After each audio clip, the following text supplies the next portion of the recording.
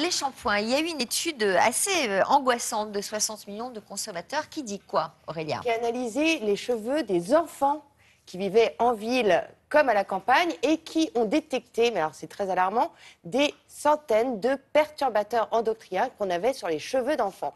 Mais d'où viennent ces perturbateurs? De notre environnement, de la salle de bain, de la cuisine, de ce qu'on met pour nettoyer nos produits, notre maison. Donc, il conseille d'aérer et puis surtout, nous, consommateurs, de faire la chasse à ces perturbateurs endocriniens. Alors, si on s'est intéressé aux cheveux des enfants pour déceler les perturbateurs endocriniens qui viennent de ce qu'ils mangent, de ce qu'ils vivent, de ce qu'ils respirent, moi, je m'intéresse justement au shampoing, ce qu'on met directement sur nos cheveux, et aussi bien pour les enfants que pour nous, adultes.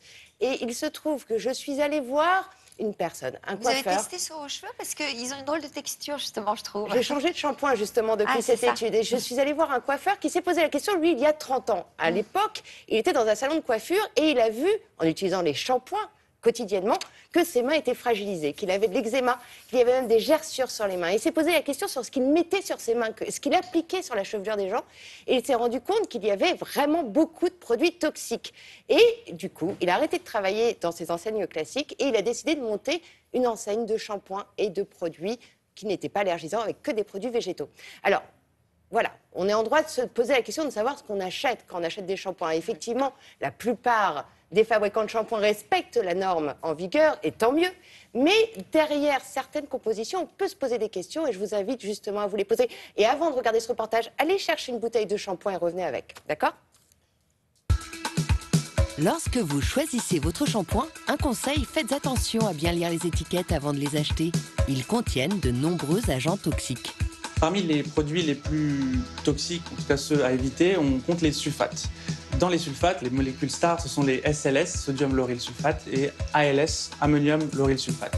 Leur rôle, faire mousser le produit. Ils ont une propriété physique, c'est d'accrocher le gras et l'eau. Donc au rinçage, ils entraînent toutes les salissures qui sont contenues sur le cheveu. Ils sont aussi présents dans de nombreux produits ménagers comme le liquide vaisselle ou les détergents. Mais le problème... Ce sont des agents irritants. C'est vraiment les irritants par excellence. C'est des agents qui sont allergisants et qui malheureusement pénètrent aussi l'organisme. Donc peuvent aussi être constitués dans la liste des perturbateurs endocriniens. Là, on a 8 shampoings et dans ces 8 compositions, on trouve malheureusement les ALS, les SLS, donc les sulfates qui sont mauvais, qui sont irritants. D'autant qu'on la trouve en plus en premier, c'est-à-dire que c'est celle qui est la plus concentrée dans la liste des ingrédients. Autre composant souvent présent, les éthers de glycol. Les plus connus sont les PEG et les PPG, donc polyéthylène glycol ou polypropylène glycol, qui sont malheureusement encore dans beaucoup de formules de shampoing. On en retrouve aussi dans la peinture, les cols, les encres et les vernis. Ce sont des solvants qui permettent le mélange et la dissolution des ingrédients pour avoir une bonne texture de shampoing. Ils sont vraiment remis en question parce qu'ils sont aussi irritants, ils pénètrent aussi l'organisme et ils sont assez polluants. Dans la longue liste des produits toxiques, il y a aussi les silicones. Pour les reconnaître, c'est simple, c'est tout ce qui se termine en icône, comme le diméthicone. C'est l'ingrédient qui permet, sous la douche, d'avoir l'effet lissant, glissant, brillant, superbe sur le moment, mais à long terme, c'est un ingrédient que l'on appelle occlusif, c'est-à-dire qu'il va étouffer, shampoing après shampoing, la fibre capillaire, donc évidemment très mauvais pour le cheveu, et aussi, et malheureusement, c'est un énorme polluant qui met des siècles et des siècles avant de se dégrader, donc qui pollue évidemment toutes nos rivières et nos océans. Malheureusement, le shampoing parfait n'existe pas, ou du moins pas encore. Même dans les produits bio, certains produits subsistent. Ça signifie simplement qu'il n'y a pas encore de substitut à ces produits-là, donc c'est en attendant que la recherche se poursuive pour pouvoir les remplacer. Alors, pour vous aider à mieux lire les étiquettes, quelques moyens mémotechniques. Évitez les SLS, les ALS, les mots en icône, et dès que vous voyez PPG ou PEG, fuyez.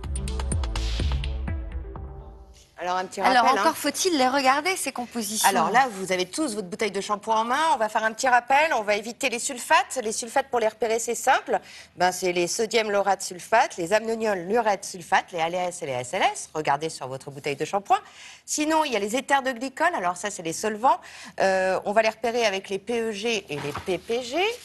Ensuite, les silicones. Alors ça, on les repère facilement. C'est tous les mots en icône, iconol. Et puis... on va regarder aussi d'autres choses. Parce que le souci avec les shampoings, c'est qu'il suffit de changer une petite molécule et ça devient un produit non toxique au lieu de la loi.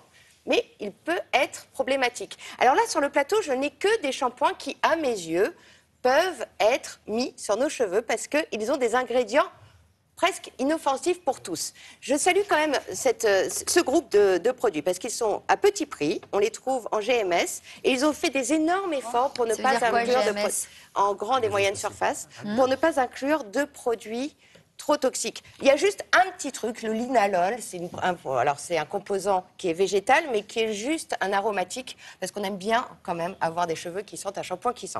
Voilà, on va dire plutôt très bien. Alors même des grandes marques réputées on peut se poser la question, par des grands coiffeurs, on utilise quand même des produits parfois des énormes efforts, mais moi ce que je vous invite à faire, c'est être un retourneur de flacons. Alors là, par exemple, il y a des petites marques de niche qui sont très bien aussi, mais il faut retourner le flacon. Et puis, il y a pas mal maintenant d'applications qui s'appellent Clean Beauty, Sing Dirty ou Deep Nature ou Deep Beauty. Alors, vous prenez la photo de la composition et ils vous disent exactement ce qu'il y a dedans. C'est ce que j'ai fait pour la plupart de ces produits.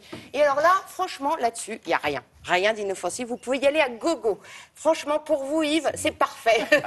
Qu'est-ce que c'est que cette poudre? Alors ça, c'est marrant de le mentionner, c'est ce qu'il y a de plus naturel sur le marché. Il paraît que Mireille Darc, d'après des coiffeuses, l'utilise. C'est de la poudre de réthane chez Aromazone. On en met directement sur les cheveux. C'est totalement inoffensif et il paraît que ça embellit la chevelure. Et si on voit celle de Mireille Darc... Mais c'est fait pour laver? C'est pour laver les cheveux. Voilà. Vous savez quoi? Vous avez vous mettez maintenant des boules de... j'ai un trou. Les boules qu'on met dans la machine à laver. Oui, c'est ça, c'est ce que c'est un ça peu me le fait même penser à principe, ça, mais voilà. c'est pour les cheveux, c'est D'accord. totalement inoffensif. Et je salue aussi Biocoiffe et Royer qui, lui, utilise de la bave d'escargot. Et c'est totalement inoffensif. Oui, parce qu'on va parler aussi des hamsters nus. Alors, on peut parler des cochons dindons, on peut parler aussi de la bave d'escargot qui est très bonne pour...